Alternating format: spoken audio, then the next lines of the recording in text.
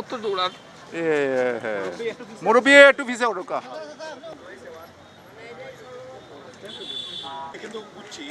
আগাম আবাস পাওয়া যাচ্ছে এবং আমরা শঙ্কিত। তো আমি আল্লাহ তাআলার অশেষ রহমত, গতকালকে আমি ভিজিট করেছি বড়ইখান্দি এলাকা। এখানে আমাদের সিও ইফতেখার চৌধুরী, আমাদের চিফ ইঞ্জিনিয়ার নুর আজিজ সাহেব সহ আমাদের সমস্ত প্রশাসনিক কর্মকর্তা, কাউন্সিলরও আছেন। তো আমরা সমস্ত প্রস্তুতি নিয়ে রেখেছি। তবে আমরা আশাবাদী আল্লাহ তাআলা আমাদেরকে রক্ষা করবেন। সিলেট একটি আধ্যাত্মিক নগরী, হযরত শাহ ফরহান হযরত শাহজালালের পুণ্যভূমি।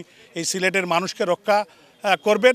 প্রাকৃতিক দুর্যোগ তো ঠেকানো যায় না, তারপরেও যাতে পরবর্তীতে আগে প্রিকশন মানুষের জানমালের ক্ষতি না হয়, মানুষকে অ্যালার্ট করা, এইগুলোই আমি সাংবাদিক বন্ধুদেরকে, আপনারাও অনেক অ্যালার্ট, আপনার জেলা প্রশাসক, বিভাগীয় কমিশনার মহোদয়, তারপরে আমাদের মেট্রোপলিটন পুলিশ কমিশনার, এসপি, তারা সবাই কিন্তু এ ব্যাপারে আন্তরিক। এবং আমাদের ওয়াটার ডেভেলপমেন্ট বোর্ড, পিডিপি, তারপরে আমাদের পল্লী বিদ্যুৎ, তারা সবাই কিন্তু কাজ করছেন। তো আমরা সবাই সম্মিলিতভাবে, এবং দুর্যোগ ব্যবস্থাপনা মন্ত্রণালয় তারাও আজকেই একটি তাৎক্ষণিক মিটিং আছে যে পরবর্তী পদক্ষেপ যদি কোনো দুর্যোগ, যদি বন্যা চলে আসে তো আমরা কী করতে পারি। তখন আমরা চাবো যে মানুষের যাতে জানমালের ক্ষতি না হয়, মানুষ যাতে কোনো ক্ষতিগ্রস্ত না হয়, মানুষের যাতে কম ক্ষতি হয় এটা। এবং সিটির ভিতরে আমরা সিটির as a mayor of Sylhet city কর্পোরেশনের নির্বাচিত প্রতিনিধি হিসাবে আমরা সম্মিলিতভাবে আমরা চেষ্টা করব। আমাদের কাউন্সিলরও গতকালকে আলাপ হয়েছে, আজকেও রাত্রে আমরা বসবো যে আমরা কি কাজ করতে পারি। তো আপনাদের সহযোগিতা চাই, ইনশাল্লাহ আল্লাহ তাআলার সবার সহযোগিতা আমরা ইনশাল্লাহ মোকাবিলা করতে পারবো। Cinematic display, photography master, performance expert, Next G N9. মাননীয় প্রধানমন্ত্রীর নির্দেশনা বাজেট দেওয়ার পরেও যদি কোনো ঘাটতি থেকে থাকে, এটাকে আমরা ইনকোয়ারি করব, আপনাদের যে কথা বলেছেন, এবং ইনকোয়ারি করে যদি কেউর কোনো দায়িত্ব পাওয়া যায়, এটা সিটি কর্পোরেশনের দায়িত্ব না।